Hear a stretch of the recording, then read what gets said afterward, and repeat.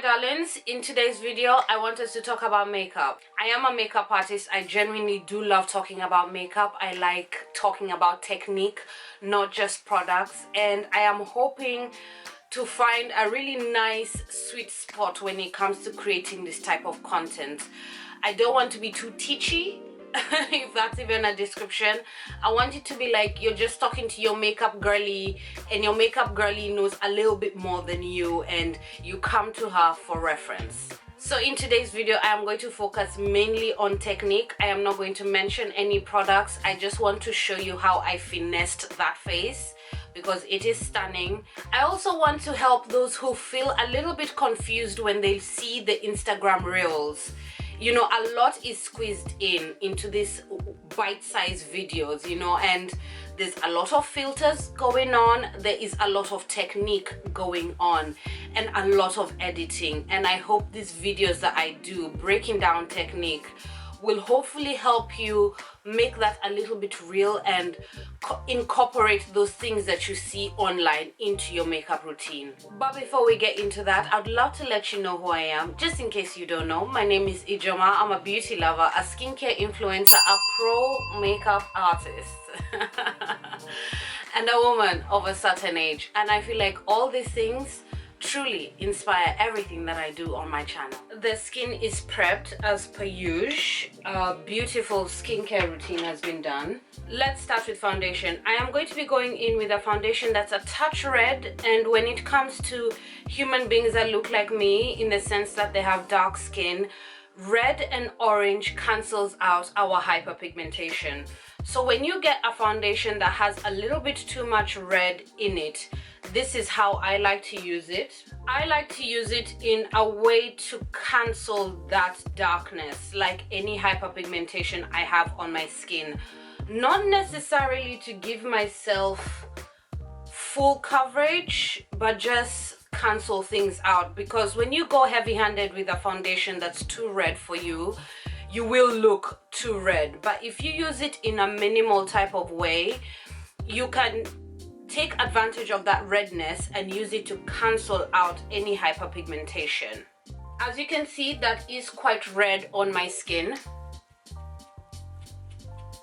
but because I'm being light-handed with it, and because the powder that I'm going to use to set my skin at the end of my makeup routine will balance things out, I get to have the best of both worlds.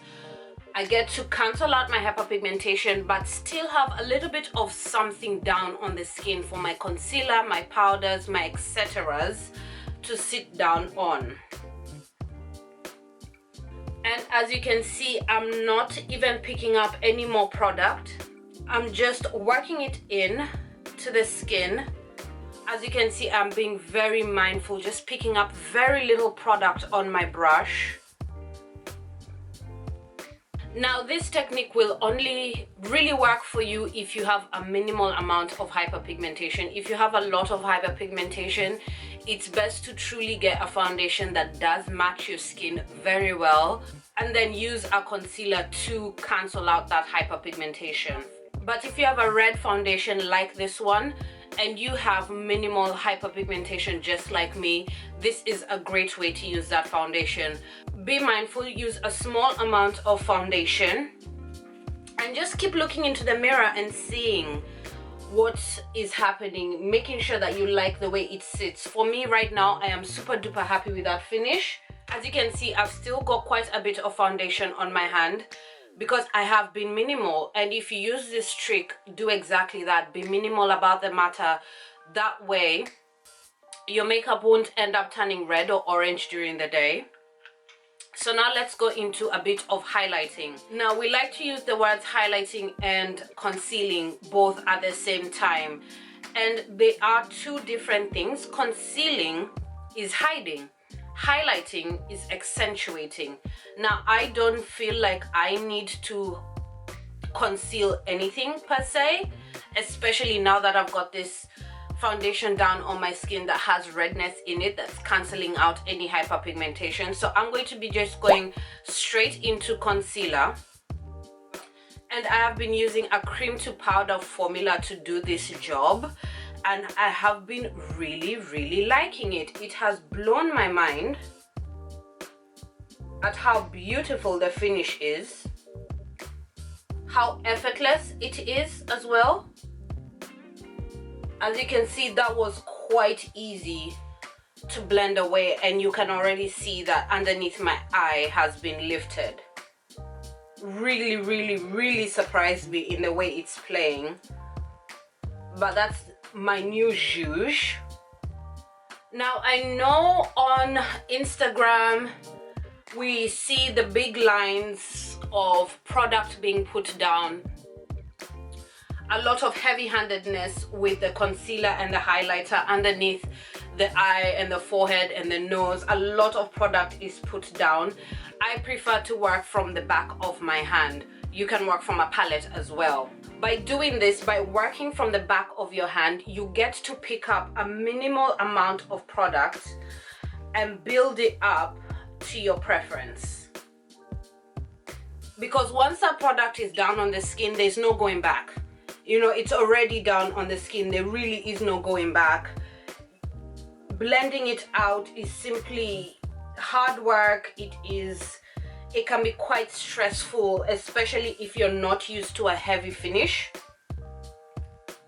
But going in like this, in a gentle manner, really gives you a lot of control. Now I'm working with a shade that's just right for me. It has enough yellow to really bring out the bits of my face that I want to stand out. And that's an important thing to take into consideration when you're looking for what you want to highlight your skin with. It has to be just right for you so that it doesn't look silly, so that it doesn't look like you're overdone. You truly do want to look like your face is just hitting the lights right, or rather the light is hitting your face right. And as you can see, I also use the same brush that I use for my foundation for my highlight. I really like to do this because it just helps things be seamless. It brings everything together.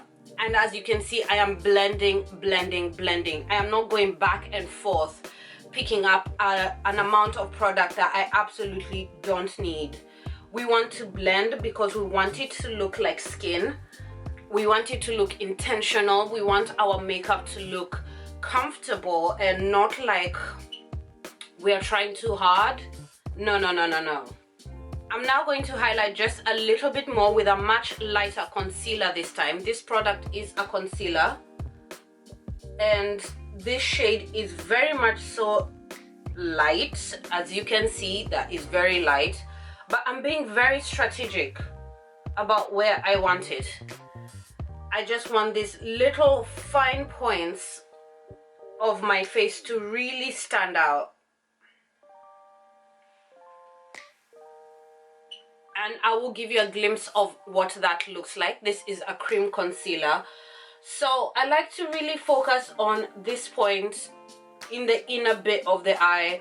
Just a touch around the nose, a touch under the lip. It really does bring everything forward in a very subtle and beautiful way. Once I blend it out, you will see what I mean.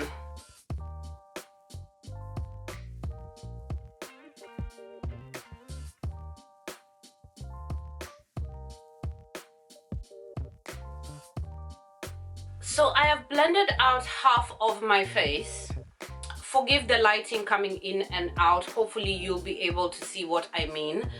But as you can see, it is very subtle and I find it to be very beautiful. It's such a beautiful trick to play with your makeup. If you're really precise with your highlight, the skin really does look intentionally glowy. And as you can see, because I'm using such a minimal amount of makeup, it is a dream to blend it out. It is not stressing me out. I'm not here for months blending and blending and blending. I'm just easy breezy, cover girl, you know?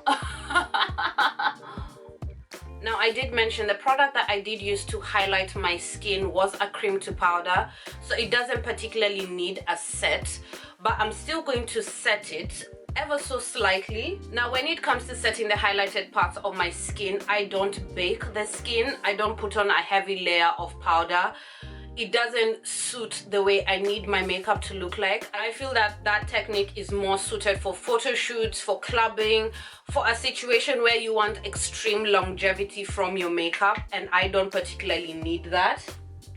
I also don't like to pile on a lot of powder underneath my eye. I just need a set and that's it. So what I like to do is really fill up the brush with my powder, really fill it up, and then tap off as much excess as I can. Tap off as much as I can. And before I set, I actually just spread that powder around. I will always say this, you need to trust and believe there is a lot of powder on your brush, more than you think there is. Once you rub your brush into your powder and you tap, there is an incredible amount of powder on that brush, and you just need to trust it. You really do need to trust it and let your brush do its thing. I do take a bit of time with this step as well, really pouncing in the powder into the skin, making sure that everything is really set down. Time to contour. I do like big fan brushes to contour. This is rather dense. It's not a light brush. It is nice, big and dense. And I do the same thing that I did with my highlighting brush, and that is really fill up the brush with powder. Really fill it up. Tap off any excess and press that where it needs to go.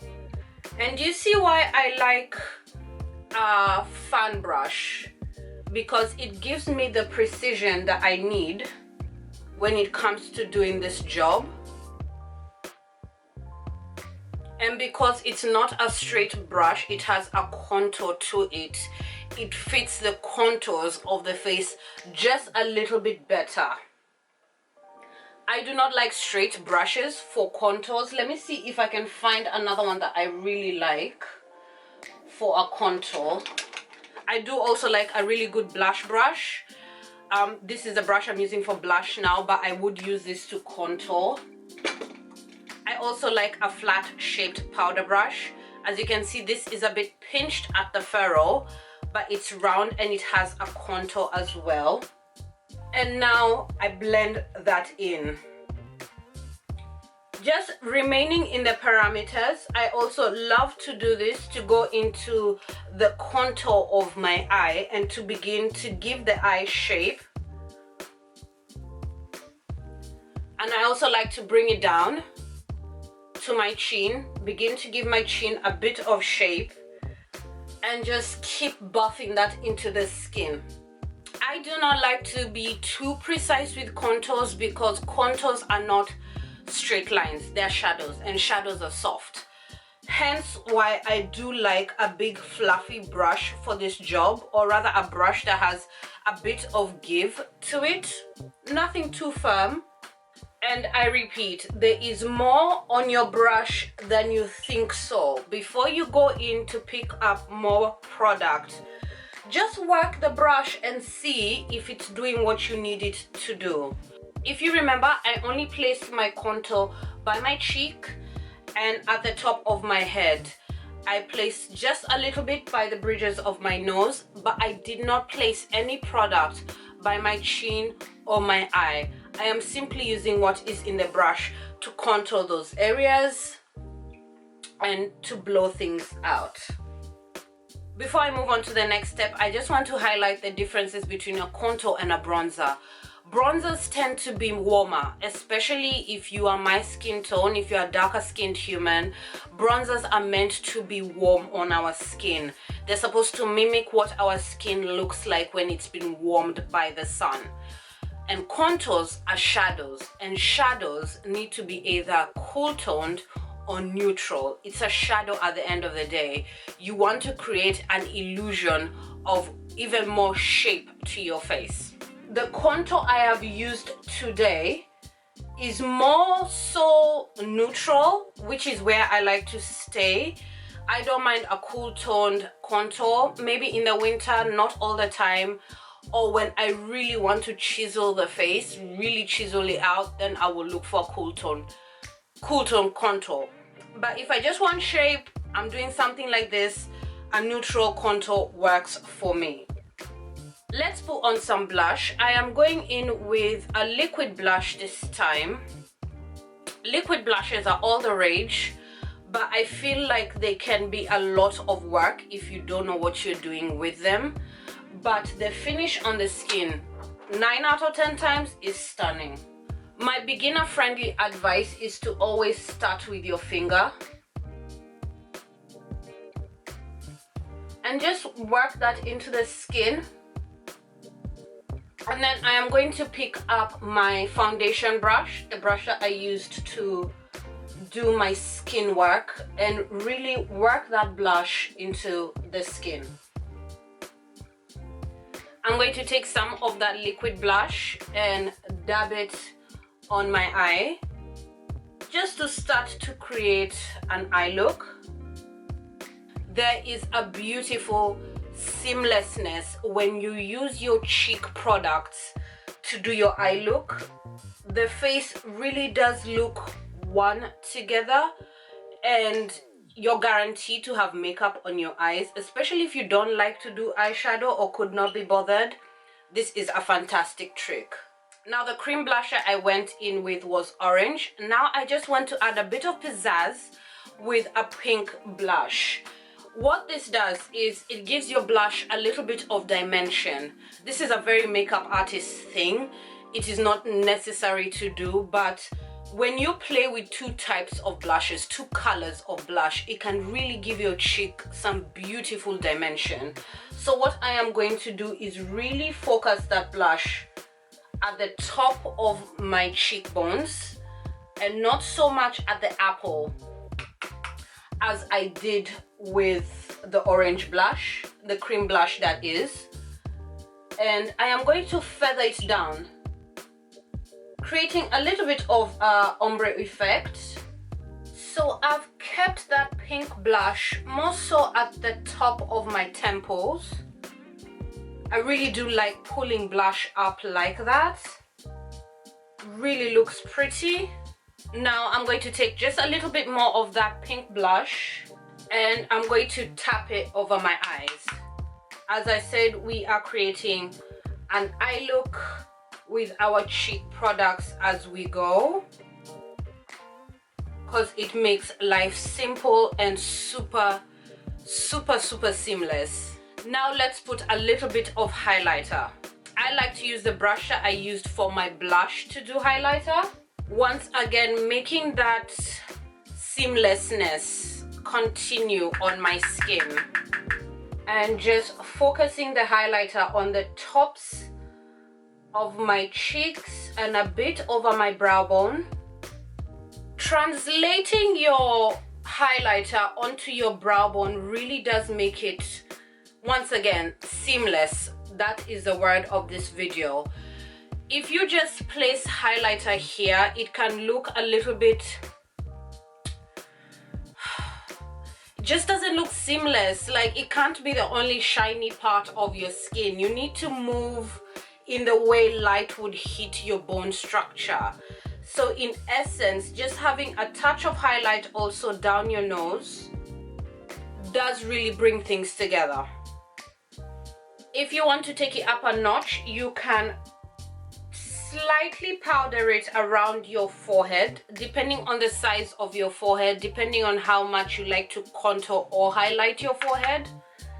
I like to just place just a little bit, carrying from this point over to this point, because those are the highest points of my forehead.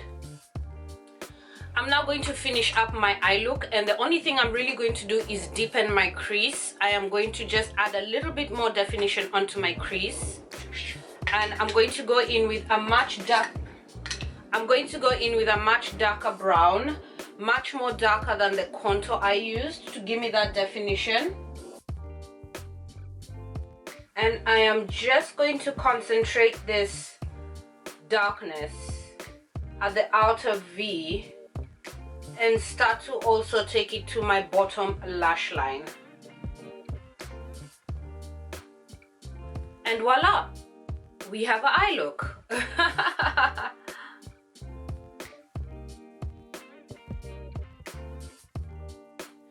I'm going to go in with my black eyeliner, and what I like to do is kind of close my eyes over the eyeliner. That way I get some product on my top lash line.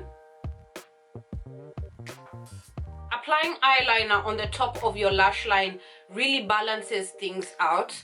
If you apply it only on your bottom lash line, your bottom lash line can look a little bit too heavy. Get close into your mirror and make sure you've gotten every bit. Make sure you have completely covered that lash line.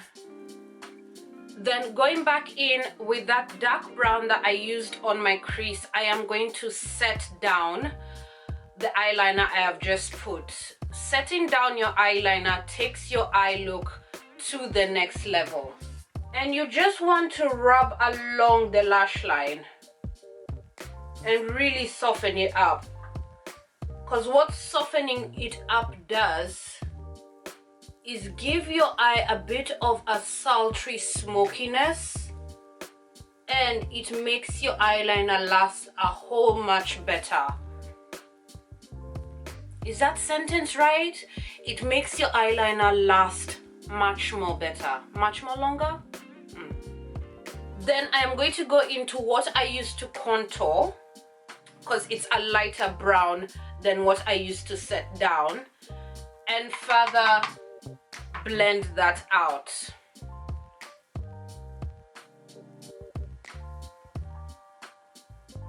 There is nothing like a soft eyeliner. It looks beautiful. Seamless. That is the word of this video, seamless. This is a part where I like to do brows, and I always start by brushing up my hairs. Just putting everything in place. I like to do brows after because I find it gives me a lot more control of how heavy or light I want my brow to look. I usually work with about 2 pencils, one that's a little bit more thicker than the other, and I'm starting off with a thicker pencil, and I'm giving my brow its base and the shape that I want it to have at the bottom. I then push that product into the rest of my brow. I completely feather it out through the rest of my brow, and that acts as a base. The definition of the line is still there, but it's very feathered out and very soft. I then like to go in with the thinner pencil to draw some hair-like strokes. And I don't keep all the hairs straight, I follow them the way they're growing out of my face. And I'm not particularly precise. I am just a touch precise in the beginning of the brow. I keep them rather straight up, then I start to fold as I go along the rest of the brow. And then I brush again. And this time I'm very light-handed. I simply want to feather out that product, but I still want the hair strokes to be seen. I'm now going to set my skin because I feel like I'm done now. I'm going to remind you of the fact that I used a redder foundation on my skin. And even though I was mindful with the application, because I used a foundation that was red, I have to use a powder that counteracts that red so that later on during the day my skin doesn't turn red on me. So I am going in with a powder that has a good amount of yellow to balance things out, and I'm going to be actually adding just a bit of translucent powder to that to continue to balance out that red. So I'm going to mix this yellow base powder with translucent powder. and that guarantees that I don't turn into an orange later. So I do the thing that I like to do. I like to really fill up the brush with as much product as possible. Tap it ever so slightly.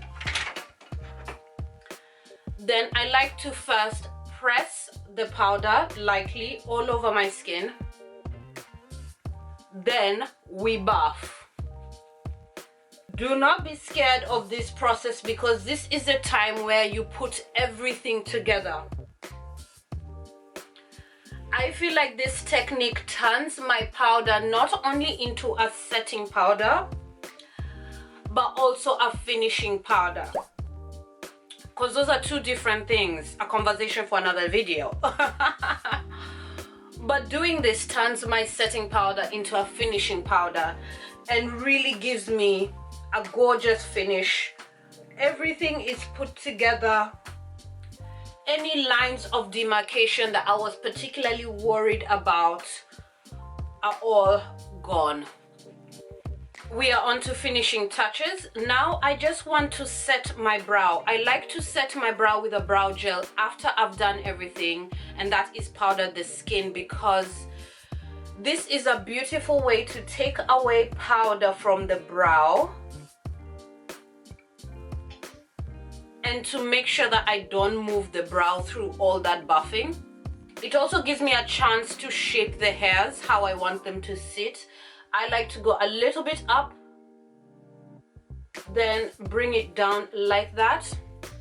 Now let's do some mascara as that dries. I've always, for years, I'm talking years, I have always used a double mascara technique. I use two mascaras, and I really do take my time when I'm applying my mascaras. I am not really one for false lashes, so a good mascara application is very important to me. 9 out of 10 times this technique has worked for me. There are many times people have stopped and asked me, what mascara are you wearing? Oh my god, your lashes are so big. And in my head I'm like, God, if you know what I've been through to get them. So when it comes to applying mascara, you really want to wriggle from the bottom of the lash, then pull. Wriggle, then pull. The wriggling motion is what deposits product onto your lash. And take your time and apply. And back to that thing I kept saying about the brush, there is a lot of product on your brush. You do not need to keep dipping back and forth into the tube. Just take your time and apply. And if you feel like you need to constantly dip into the tube of your mascara is probably too old and you need to let it go. Now you must not let the mascara dry if you're going to do my double mascara trick. Everything has to be applied when it's wet. Bring in the mirror close to you so that you can grab every hair and really flick up, because you want to lift the mascara. I mean, you want to lift your lashes. You want to lift and place as they're drying. When it comes to the bottom lash, pull, pull, pull, open, open, open. I'm all done. I've retied my turban and put on back my eyes. I haven't used any setting sprays in this makeup look. I don't feel like I need it. My skincare routine was top-notch today morning, and as I said, because I was not heavy-handed with anything, with either foundation or powder, my skin doesn't feel like it needs any hydration, and I don't particularly need to set this face because I'm not going out. I don't need it to last 8 to 10 hours. Now, lip liner is important, especially for us dark-skinned humans with dark lips. It's the gate. Lip liner is the gate to your lipstick. It will keep everything inside, especially if you've got a really creamy lipstick. You definitely need a lip liner. So what I like to do is first line the bottom lip, then press my lips as I just did, then come in and really shape the top of my lip.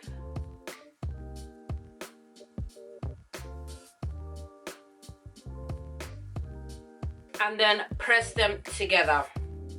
I like to be a little bit extra sometimes, not all the time, but when I want to really pull in my lip and give me a really pouty lip, I like to focus a little bit of lip liner just at the corner of my lips, because then it pushes it back and really gives me a pout, especially when I use a dark lip liner like this. So I just feather it to about there, and that's about it. And then come in with lipstick.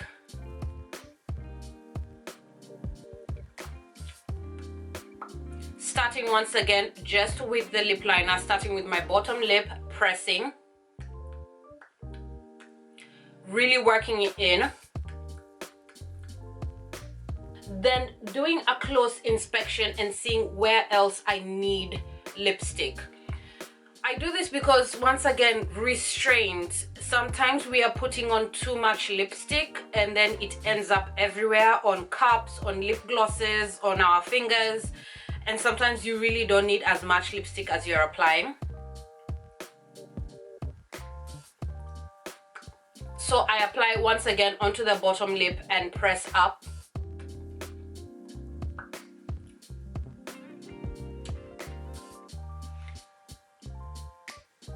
Then I apply the last slick at the top, and that's that. I keep the lipstick underneath the lip liner because I still want the lip liner to stand out.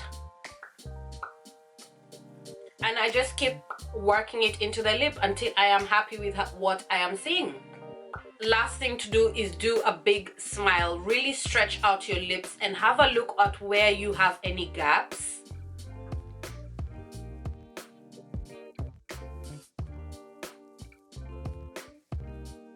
And that's that. The look is done. She's gorgeous, she's pretty, she's put together. The skin is exquisite, as it always should be around here, because I have always been the girl who has obsessed over skin. And we're all done. I hope you found some value in this video. Thank you so much for being here. Talk to me down in the comments if you have any questions, any concerns, and I will get back to you. My name is Ijama, and I'll see you soon.